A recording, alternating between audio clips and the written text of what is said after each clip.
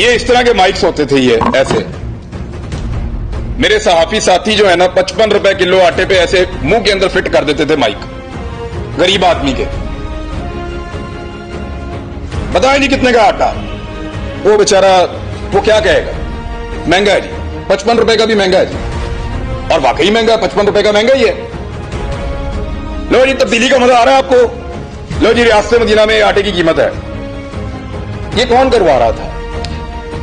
Controlled media था। आज 155 रुपए का आटा कराची में मिल रहा है। सारे सहाफी वो वाले जिंदा हैं, ये वाला माइक भी बिल्कुल ठीक है, और शहरी भी वहीं पे मौजूद हैं, दुकानदार भी वहीं पे हैं, चैनल भी वही हैं। आज कोई नहीं पूछता कि आटा महंगा हो गया या नहीं। क्यों? क्योंकि रेजीम चेंज करने वालों ने फैसला किया था कि ये अब पसंद नहीं है, इसको निकालो और एक अच्छा वाला पपेट लेकर आओ, एक अच्छा वाला मोहरा लेकर आओ, उसको चलाएंगे, उससे काम लेंगे।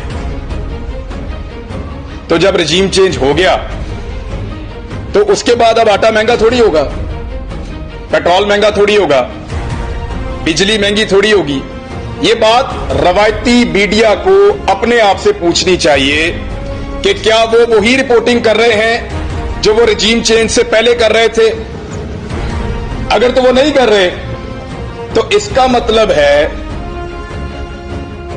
कि मीडिया कंट्रोल्ड है।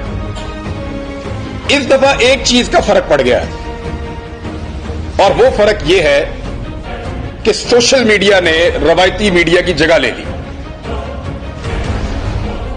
दुनिया भर में सोशल मीडिया आगे जा रहा है, रवायती मीडिया बंद होता चला जा रहा है, और जो रवायती मीडिया बाकी है वो सोशल मीडिया का सहारा लेने पर मजबूर है।